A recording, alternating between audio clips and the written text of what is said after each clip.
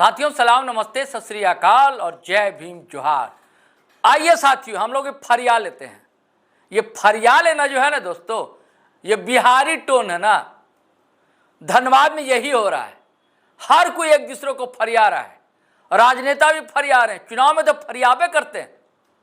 कौन जीत रहा है, कौन हार रहा है, अभी आप देख रहे हैं। बोकारो विधायिका जो है श्वेता सिंह, वो फरिया रही है।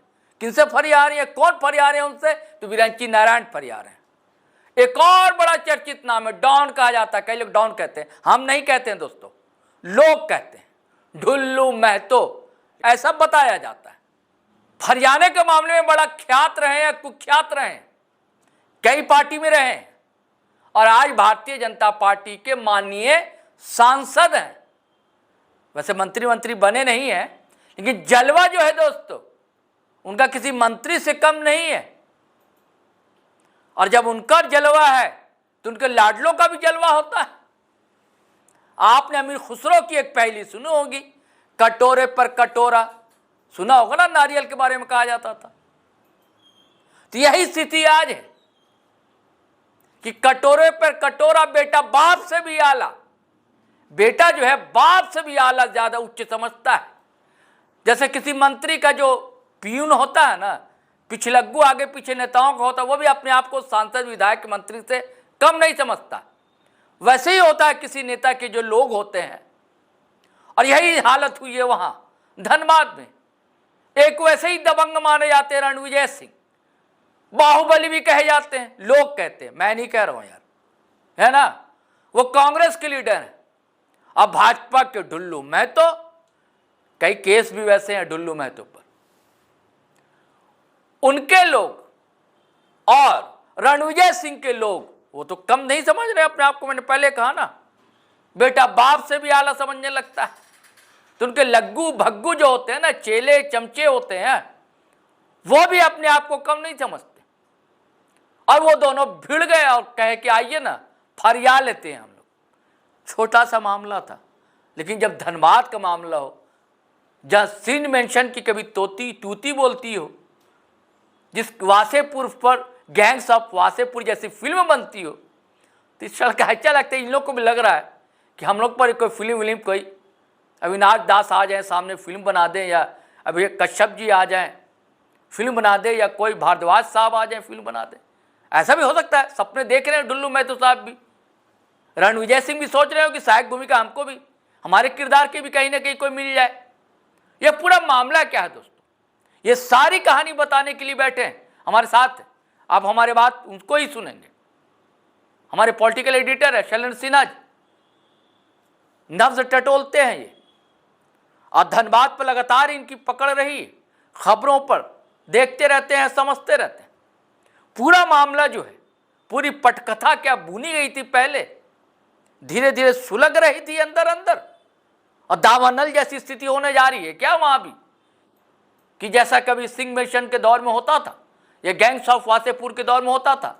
अभी थोड़ा शांति है वहां पर। एक नया नया हिरंग निकला था वहां वासेपुर से, प्रिंस खान लापता है, गुमशुदा है।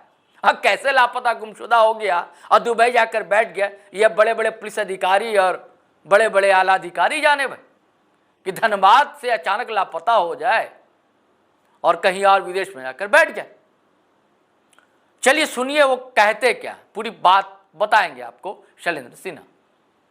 धनबाद गैंगवॉर की तरफ बढ़ रहा है, यह हम नहीं कह रहे हैं, बल्कि वहाँ की घटनाएं, वहाँ के पुलिस प्रशासन की स्थिति, पुलिस प्रशासन की मौजूदगी के साथ साथ जिस तरीके से कानून व्यवस्था की स्थिति पैदा हो रही है, वह यह बता रही है जो धनबाद एक बार फिर से गैंगवॉर की स्थिति में बढ़ता जा रहा है। मामला शुक्रवार का है, जब धनबाद के स्थानीय सांसद ढुल्लू महतो के समर्थक और बड़े कांग्रेस नेता माने जाने वाले रणविजय सिंह के बेटे रणवीर सिंह के समर्थक आपस में भिड़ गए। घटना दहिया स्थित प्रभातम मॉल के पास हुई, जहां पे दोनों समर्थकों के बड़ी मौजूदगी के बीच जब लाठी डंडे की चलने की नौबत आ गई, हथियार चमकने लगे, तो उस दौरान मौके पर पहुंचकर पुलिस 3 थाना क्षेत्रों की पुलिस, धनबाद, भूली और बरवा अड्डा की पुलिस, थाना की पुलिस, सिटी एसपी ऋत्विक और मुख्यालय डीएसपी के साथ साथ जो लॉ एंड ऑर्डर डीएसपी है नौशाद आलम, उनके नेतृत्व में पुलिस ने उन समर्थकों पे काबू पाने के लिए लाठीचार्ज कर दिया। इस मामले में पुलिस ने अब तक 8 लोगों को हिरासत में लिया गया। दरअसल वर्चस्व की बात इसलिए कही जा रही है या गैंग वॉर की तरफ बढ़ने की बात इसलिए कही जा रही है क्योंकि दोनों समर्थकों के बीच पिछले 1 सप्ताह से सोशल मीडिया पर आरोप प्रत्यारोप का दौर चल रहा था। एक दूसरे के खिलाफ दोनों समर्थक लगातार पोस्ट कर रहे थे और उसके आलोक में ही यह तय हुआ था जो शुक्रवार को दोनों के समर्थक आपस में भिड़ेंगे। प्रभातम मॉल के पास हुई इस घटना के बाद मौजूदा हालत क्या हुई थी, आप इसे इस नज़रिए से समझिए। जो मॉल के संचालक ने लगभग 1.5 से 2 घंटे तक मॉल को बंद कर दिया था और इस दौरान बड़ी संख्या में जो स्थानीय लोग थे जो मॉल में खरीदारी करने पहुंचे थे वह बंधक बने रह गए थे। पुलिस ने ज़रूर मौके पर पहुंच के मामले को संभालने की कोशिश की, लेकिन जिस तरीके से सोशल मीडिया पर, जिस तरीके से दूसरे माध्यमों में दोनों समर्थकों के बीच में आरोप प्रत्यारोप का दौर चला, एक दूसरे के खिलाफ उत्तेजक पोस्ट लिखे गए, उससे सवाल यह उठता है जो क्या पुलिस की नज़र इस मामले पे नहीं पड़ी या पुलिस की ओर से इस पूरे मामले की अनदेखी की गई। क्योंकि सोशल मीडिया के दौर में जब हर चीज़ लोग अपने बारे में अपडेट करते रहते हैं और ख़ासकर धनबाद की ही बातें, जिस तरीके से अमन सिंह के गिरोह का मामला हो या दूसरे अमन साव के मामले का हो या प्रिंस खान के, उसी धनबाद के प्रिंस खान की चर्चा की जाती हो जो सोशल मीडिया के माध्यम से अपनी मौजूदगी और अपने दूसरे काले कारनामों को अंजाम देता रहता है। उस दौर में क्या पुलिस ने ढुल्लू महतो के समर्थकों और रणविजय सिंह के समर्थकों के बीच के चल रहे इस मामले को नहीं देखा?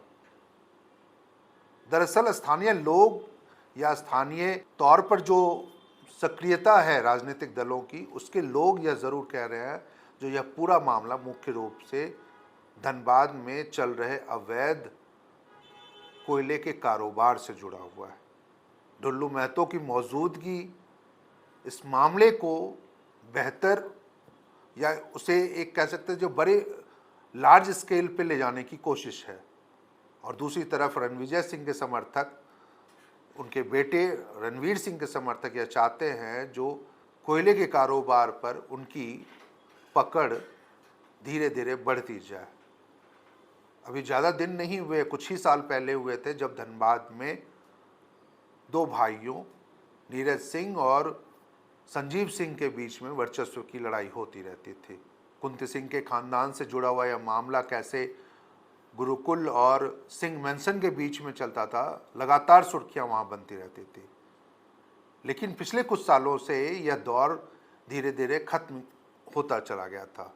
ऐसे में अब जब धनबाद के सांसद ढुल्लू महतो के समर्थक और रणविजय सिंह के पुत्र रणवीर सिंह के समर्थकों के बीच में जिस तरह से ये घटना हुई है, उससे तो यही सवाल उठता जा रहा है जो क्या धनबाद में गैंग वॉर की वापसी होने जा रही है और इस वापसी को रोकने में स्थानीय पुलिस की भूमिका कितनी महत्वपूर्ण और कैसी होगी और उस पर वह कितनी सक्रियता से कार्रवाई कर पाएगी, रोक लगा पाएगी, यह देखना महत्वपूर्ण होगा।